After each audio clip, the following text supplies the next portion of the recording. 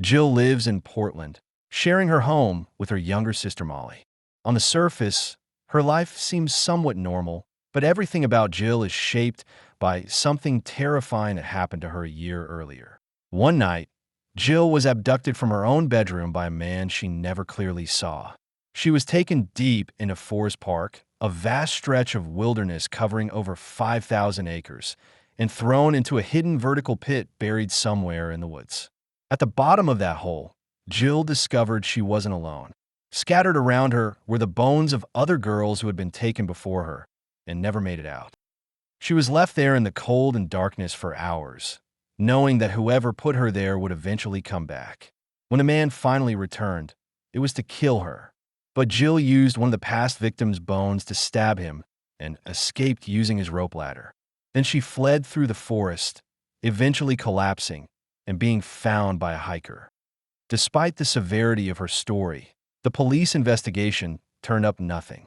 Search teams combed through Forest Park with dogs, helicopters, and full resources, but there was no hole, crime scene, or evidence that anyone had ever been there. At her home, there were no signs of forced entry. Medical tests showed no defensive wounds, no DNA, and no proof of an attacker. To the authorities, the story didn't add up. Digging into her past, they discovered that Jill had suffered severe trauma, losing both of her parents within a short period, which had already led to a psychiatric breakdown and hospitalization. With no physical evidence to support her claims, the police concluded that the abduction had been a delusion. Jill was labeled unstable and was forcibly committed to a psychiatric facility. But she never changed her story. Even now, a year later, she is completely certain that what happened to her was real, and that the man who took her is still out there. Because of this, she spent her time obsessively trying to prove it. Jill repeatedly ventures into Forest Park, carrying maps and retracing possible routes, searching for the exact location of the hole she escaped from, determined to find evidence the police missed.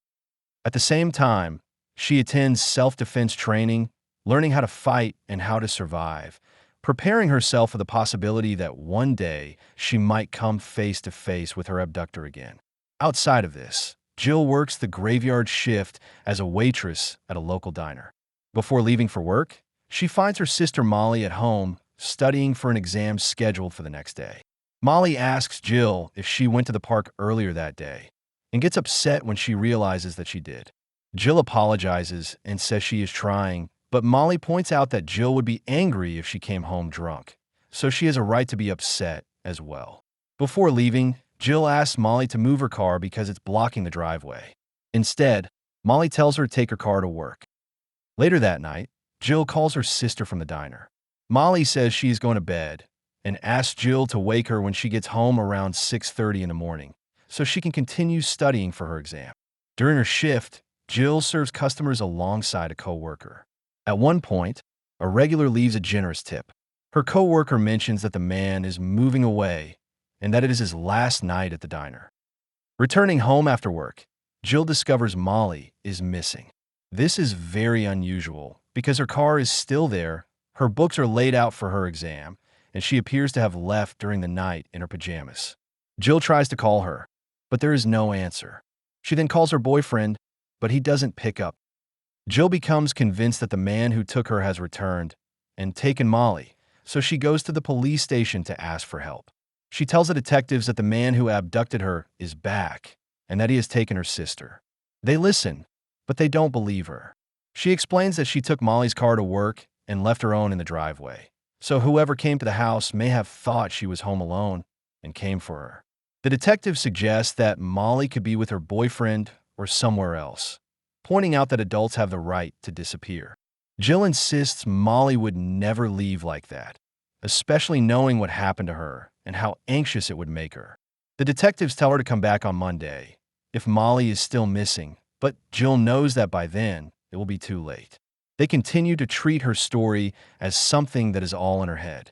Only the department's newest detective takes her seriously. He gives her his number in case she needs help. As Jill leaves the station, Molly's boyfriend calls her back and tells her that Molly is not with him and that he hasn't heard from her since the night before. He is worried because she might have relapsed and started drinking again. Jill tells the detectives that Molly is not with him, but they remain dismissive and even suggest she could have more than one boyfriend. With no help from the police, Jill returns home, where Molly's boyfriend soon arrives. He says he will try calling some of her classmates, and if he still can't find her, he will go to her exam to see if she shows up. While he does that, Jill starts questioning the neighbors. One of them recalls hearing a car horn late in the night, around 1 a.m. When he looked outside, he saw a van parked in front of Jill's house. It stayed there briefly and then drove off.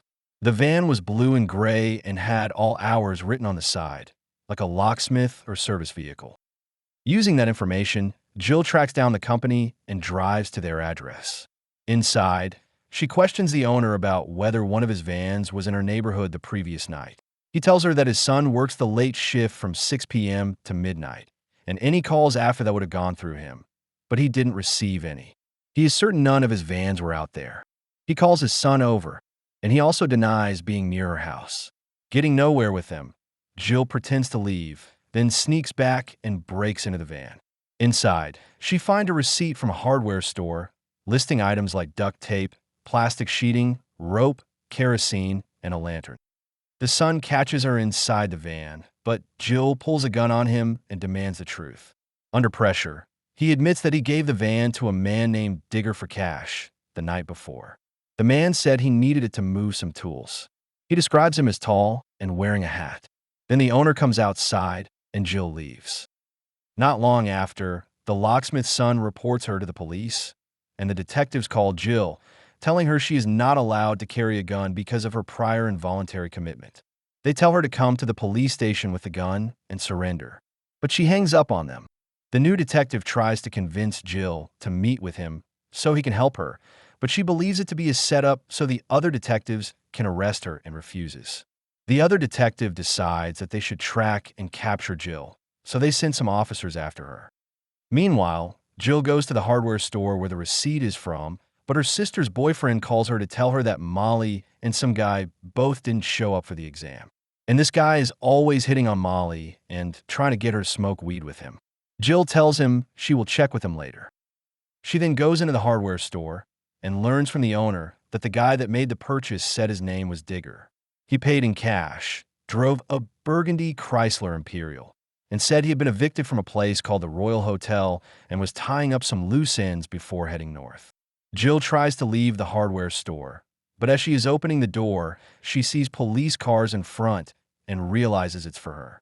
So she goes to the bathroom, locks herself there, and escapes through the window as the officers come after her.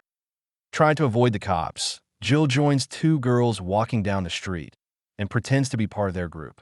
She starts talking to them, claiming her brother is Justin Bieber's tour manager and asking if they want backstage passes. The patrol car passes without stopping. Jill then goes to check on the guy Molly knows, who is also supposed to take the same exam. He tells her he missed it because he overslept. Jill doesn't believe him, pushes past him into his room, and looks around, but Molly isn't there, so she leaves. She then takes a bus and heads toward the Royal Hotel apartments to look for Digger. While on the bus, she throws away her medication. After getting off, she approaches a guy nearby and asks if he lives in the area. She tells him that someone hit her car the previous day and drove off, and that her friend's brother saw the car, a dark red Chrysler Imperial. The guy tells her that he knows the owner of the car. His name is Jim LaPointe, and he is his neighbor living below him in apartment 2A. When Jill asks if Jim is going to shoot her if she knocks on his door, he tells her to be careful, saying he's pretty weird and that his girlfriend thinks he has rapey eyes. This doesn't stop Jill, and she breaks into his apartment. There is no one there, but she finds duct tape, pet food, the same kind her kidnapper gave her, and matches from the diner where she works. While she is looking around the apartment, the janitor catches her. Jill asks him about Mr. LaPointe and whether he left a forwarding address, but the janitor says he didn't. He tells her that he mentioned he was going to tie up some loose ends before heading north. The janitor asks why she is looking for him and if he owes her money. Jill says he doesn't and makes up a story, claiming he used to do lawn work for her aunt, who recently died and left him $20,000 in her will. She then asks the janitor if he wants to make some money, and he agrees to lend her his car. She drives off, and her therapist calls her, trying to get her to come back to her office, saying that she's not thinking clearly and that her trauma is affecting her judgment. Jill tells her she will come in, but only if she tells the police outside to leave. The therapist insists there are no police there, but Jill says she is lying, telling her she is parked downstairs and can see the unmarked police car. In reality, Jill is parked nearby and watching from a distance. She insists her judgment is fine, then drives off. Jill then goes to see her co-worker, Sharon.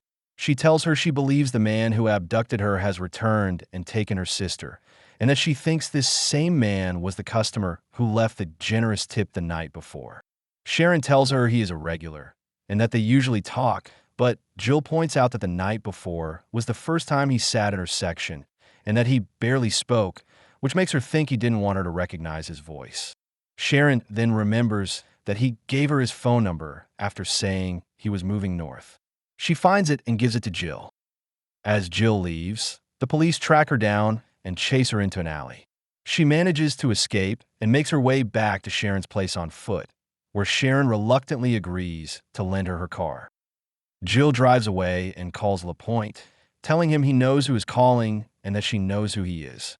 She says he has been watching her for months, that he finally sat in her section the night before, and that he broke into her house intending to take her, but took her sister instead. He responds by saying he knows who she is, the girl who was abducted last year, the one no one believes. He suggests that they meet so she can see that he is not what she thinks. When Jill asks where he is, he says he is sort of homeless and is tying up some loose ends before moving north. He then gives her directions to an abandoned ranger station and tells her to call him when she gets there. Jill follows the directions and finds the place. Just as she's about to go further, Molly's boyfriend calls her and tells her that Molly is back home and safe. Jill immediately questions it and asks to speak with Molly. He says she is in the shower, but his behavior makes Jill suspicious. He then admits that the police are outside and says they will not start looking for Molly unless Jill comes back. Jill tells him she is about to meet the man who took her sister, then hangs up. Molly's boyfriend tells the police what Jill is planning, and they try calling her, but she ignores them because LaPointe is calling again. He tells her to turn onto an unmarked road where she will see a chain. Jill asks him directly if he has Molly, but he says he doesn't. She reaches the chain, gets out, and moves it aside. LaPointe tells her to keep driving until the road ends. Jill continues deeper into the forest, staying on the phone with him. As she drives, he asks her how she managed to escape the first time. Jill recalls what happened. In a flashback, the man climbs down into the hole using a rope ladder and tells her it's time. She grabs a splintered bone from the remains around her and uses it to stab him, then escapes through the forest. LaPointe reacts to this, saying she made a fool of him by getting away. He comments on how brave she is for coming out alone to meet a guy she doesn't know. He then tells her that she will soon reach a footpath and that she should follow it until she sees a lantern marking his campsite. The signal starts to break, and he tells her there is no service out there before the call cuts off. Jill follows the path and finds a tent. Inside, she discovers photographs of kidnapped women, including pictures of herself and Molly. She takes them and continues forward. She then sees a lantern in the distance and eventually reaches the same hole where she was held before. She calls out for Molly, but instead sees a dead woman's body inside. Suddenly, LaPointe's hand emerges from the hole, throwing Jill inside. He tells her this is where she belongs and that it was easy to lead her back. He then intends to kill her with a knife he carved out of the piece of bone Jill used to escape, but she fights him off and grabs her gun, shooting him. She then starts climbing the ladder, but LaPointe grabs onto her again. Jill shoots him one more time in the chest and climbs all the way up, removing the ladder. She forces LaPointe to reveal that Molly is alive and was tied up under their house the whole time, and that he only used her to lure Jill into a trap. She then pours kerosene down the hole, soaking LaPointe, and throws the lantern into the hole, setting him on fire. At the same time, back at the house, Molly manages to free herself and crawls out from under the house. She tells the police that she was grabbed while sleeping and drugged. When Molly asks where Jill is, her boyfriend tells her that she is meeting the guy that Jill thinks took her. Molly panics and blames the police for not believing her sister. Later, Jill returns to the city and reunites with Molly, who is shaken and afraid that the man will come back. Jill tells her they are safe now and that he is gone. Jill then lies to the police and tells them that there was nobody in the forest and it was all in her head. Afterward, she sends an anonymous tip of where to find the hole, as well as the pictures of LaPointe's victims that she had found nearby. When the evidence is reviewed, the case is reopened. The end. Thanks for watching. Don't forget to like and subscribe. And until next time.